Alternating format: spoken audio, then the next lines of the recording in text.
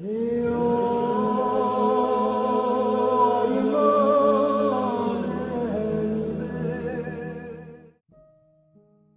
Borgia ont été flétris par leurs contemporains, leurs compatriotes, leurs coreligionnaires, des catholiques, et ce sont les protestants qui se sont chargés de réhabiliter leur mémoire.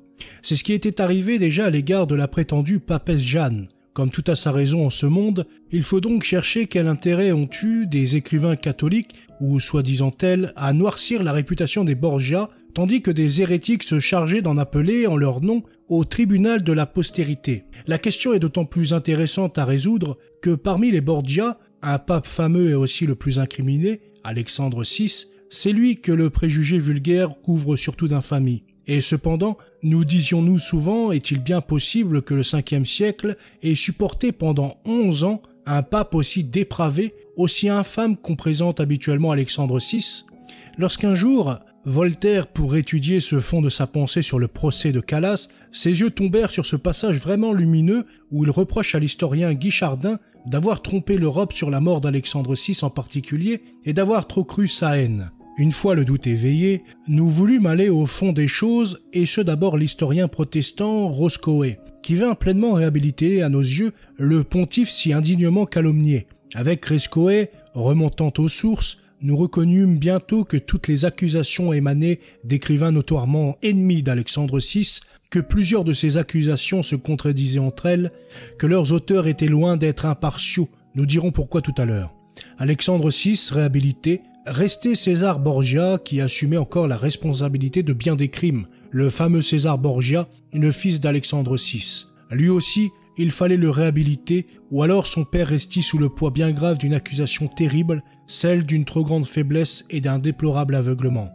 Le travail très impartial d'un ennemi des papes et de leur souveraineté temporelle nous prouvera clairement, que son auteur en soit loué, que César Borgia s'est fait aimer des peuples qu'il avait délivrés de leurs tyrans. Monsieur La Rochelle, c'est le nom du défenseur de César Borgia, nous révéla ainsi le mobile qui avait présidé aux calomnies amassées contre Alexandre VI par les historiens de son temps, écrivain à la solde de tous ces petits tyrans de la veille et qui ne pouvaient voir sans douleur s'évanouir leur pension ou leur gage. Alexandre VI et César Borgia réhabilités restaient encore la trop fameuse Lucrèce Borgia. Oh, pour celle-là, impossible de laver sa mémoire de tant de souillures qui en ont fait la Messaline du XVe siècle.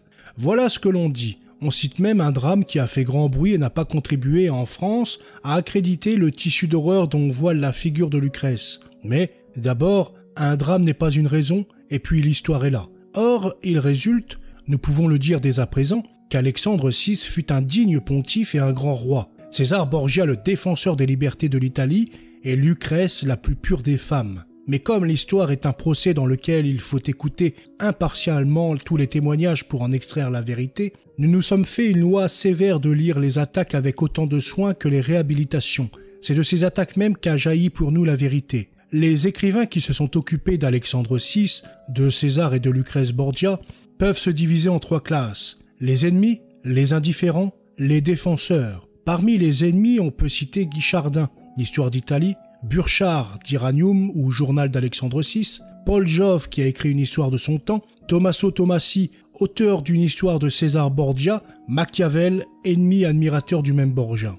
Ce sont les témoins à charge, à la suite desquels il faut ranger tous ceux qui ont répété les mêmes calomnies, mais la liste en serait trop longue ici et d'ailleurs inutile. Parmi les indifférents, on peut ranger ceux qui semblent n'avoir eu de parti pris contre les Borgia et qui ont voulu les juger avec impartialité, mais ils sont généralement défavorables, car il est difficile, pour ne pas dire impossible, de rester indifférent de telles questions. Cependant, ces indifférents ont déchargé les Borgia d'un certain nombre de crimes. Les défenseurs enfin, ce sont, pour ne citer que les principaux et les moins suspects du monde de partialité, Roscoe, vie de Léon X, Favet, étude critique sur l'histoire d'Alexandre VI, et la revue de Dublin. Mentez, mes amis, mentez hardiment, il en restera toujours quelque chose. Ce mot de Voltaire est une véritable prophétie. Aujourd'hui encore, en présence de l'odieuse conspiration de calomnie dont les Borgia furent les victimes, on entend d'excellents catholiques dire qu'il doit y avoir au moins quelque chose de vrai dans tant d'accusations. Sans doute, les sectaires du XVIe siècle et les sophistes du XVIIe n'ont pas reculé devant le mensonge et devant les plus audacieuses inventions. ajouteront ces esprits auxquels leur candeur ne permet pas de croire à tant de scélératesse de la part des ennemis de l'Église catholique. Mais comment admettre que les historiens comme Guichardin, comme Paul Jove, et un familier même d'Alexandre VI comme Buchard, qui mourut évêque de Città di Castello, aient pu accumuler à ce point des calomnies? Pour répondre aux hésitations de ces âmes timorées qui sont assez souvent portées à faire à leur adversaire toutes les concessions qui ne compromettent pas la foi elle-même, il ne s'agit pas de leur montrer quelles créances méritent les histoires et les écrits qui forment comme l'arsenal où les ennemis d'Alexandre VI vont chercher leurs armes.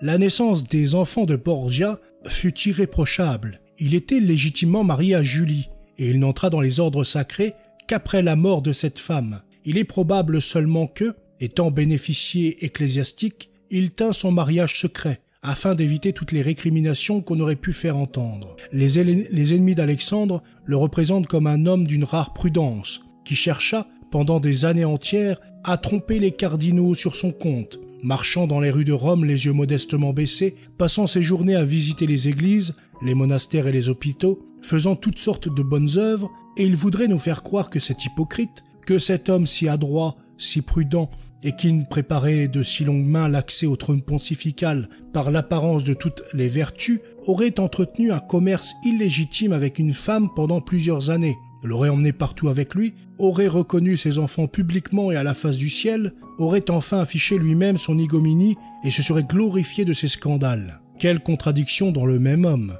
Quel cynisme incroyable! Dire de lui qu'il cherchait à en imposer aux cardinaux par une fin de piété et qu'en même temps il reconnaissait ses bâtards, c'est lui décerner un brevet de stupidité et supposer ses lecteurs dignes d'en recevoir un autre. En voulant trop prouver, les ennemis d'Alexandre VI ont détruit leurs prétendues preuves. Leurs absurdes contradictions réduisent à rien leurs témoignages. En résumé, il n'y a rien dans la jeunesse et dans l'âge mûr d'Alexandre VI qui accuse une vie de désordre et d'immoralité. La revue de Dublin va plus loin et dit qu'il n'est même pas certain que César, Lucrèce et les autres fussent ses enfants.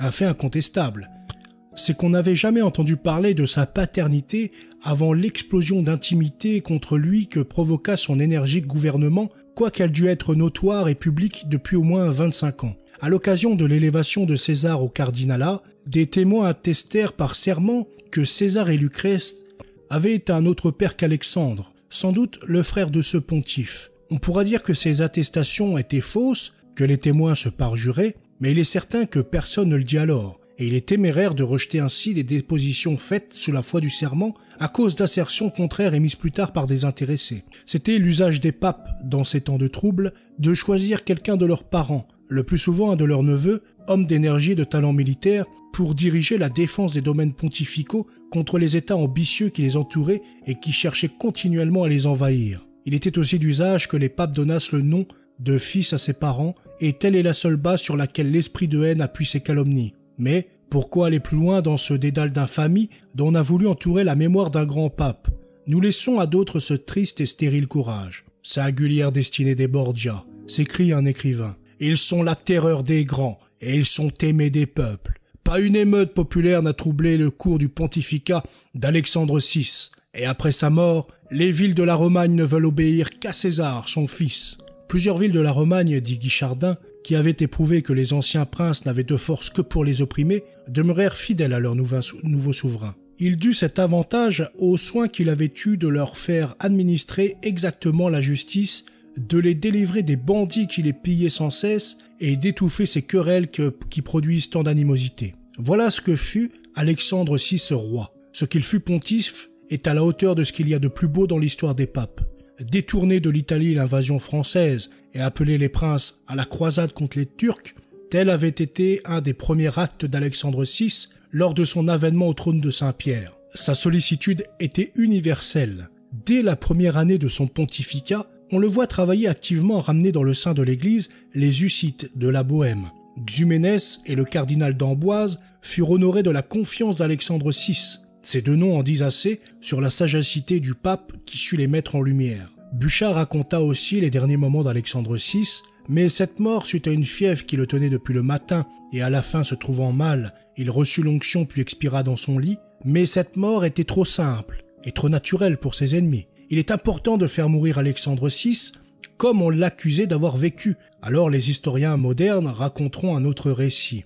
Voltaire dira même de ces histoires « J'ose dire à Guichardin, l'Europe est trompée par vous, et vous l'avez été par votre passion. Vous étiez l'ennemi du pape, vous avez trop cru votre haine. Vous concluez qu'un pape de 74 ans n'est pas mort de façon naturelle. Vous prétendez, sur des rapports vagues, qu'un vieux souverain, dont les coffres étaient alors remplis de plus d'1 million de ducats d'or, voulut empoisonner quelques cardinaux pour s'emparer de leur mobilier. Mais ce mobilier était-il important? Ses effets étaient presque toujours enlevés par les valets de chambre, avant que les papes puissent en saisir quelques dépouilles. Comment pouvez-vous croire qu'un pape prudent ait voulu hasarder pour un aussi petit gain une action aussi infâme, une action qui demandait des comptes et qui tôt ou tard eût été découverte? Ne dois-je pas croire le journal de la maladie du pape plutôt qu'un bruit populaire? Ce journal le fait mourir d'une fièvre double tierce. Il n'y a pas là la moindre prestige de preuve en faveur de cette accusation intentée contre sa mémoire.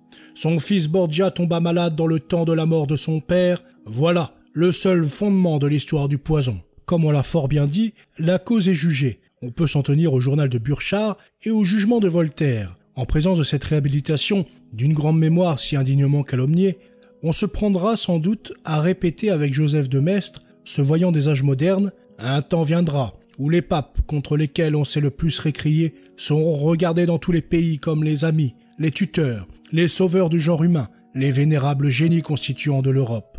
Voilà, c'est tout pour cette vidéo. Du coup, le chapitre est tronqué dans l'article parce que sinon ça allait faire un article beaucoup trop long. Mais vous pouvez lire, bien sûr, toute l'entièreté de ce chapitre qui a été résumé là, dans le livre « Erreurs et mensonges historiques », tome numéro 3, du grand Charles Barthélemy en 1876, et qui est honoré d'un bref du pape. Voilà, à bientôt, salut!